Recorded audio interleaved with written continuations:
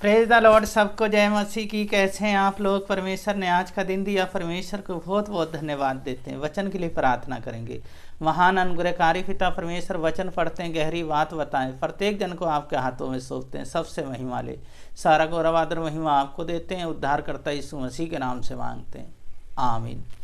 वचन पढ़ेंगे यूहन्ना 9 अध्याय 35 पद से 41 पद तक। यीशु ने सुना कि उन्होंने उसे बाहर निकाल दिया है, और जब उससे भेंट हुई तो कहा, क्या तू परमेश्वर का पुत्र पर विश्वास करता है? उसने उत्तर दिया, हे प्रभु, वे कौन है कि मैं उस पर विश्वास करूं? यीशु ने उससे कहा, तूने देखा भी है, और जो तेरे साथ बातें कर रहा है वे वही है। उसने कहा, हे प्रभु, मैं विश्वास करता हूँ, और उसने दंडवत किया। तब यीशु ने कहा, मैं इस जगत में न्याय के लिए आया हूँ, ताकि जो नहीं देखते वे देखें, जो देखते हैं वे अंधे हो जाएं।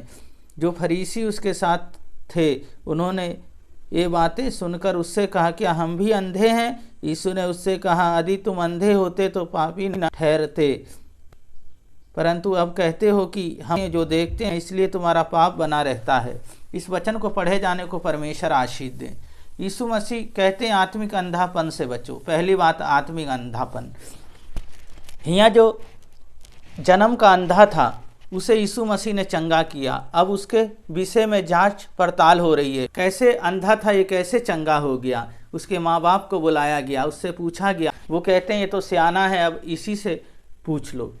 इसी तरह हम देखते हैं आज दुनिया के अंदर आत्मिक अंधापन बहुत जोरों शोरों में कार्य कर रहा है।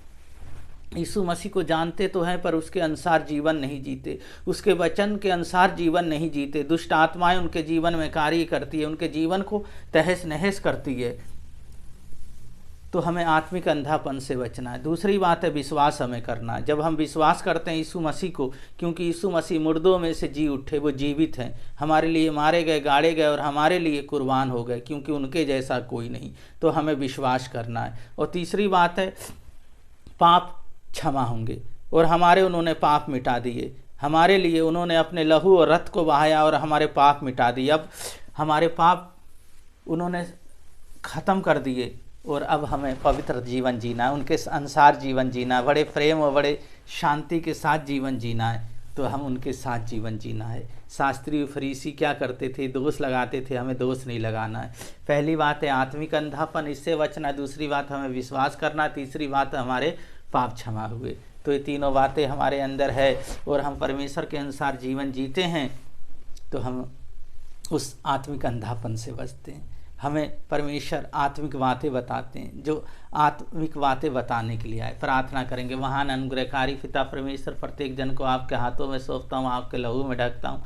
ये सब आपके हैं प्रभु जी, आपने इन्हें बनाया है प्रभु जी। होने दे कार्य प्रभु जी, मैरिज होता है प्रभु जी, बहू आती है प्रभु जी, बड़े प्रेम से रहने पाए बहू प्रभु जी, सास को माँ समझने पाए, सास प्रभु जी बहू को बेटी समझने पाए, बड़े आनंद बड़े खुशी के साथ रहने पाए, कोई झगड़ा लड़ाई ना होने पाए, बड़े मेल से रहने पाए, एकता से रहने पाए।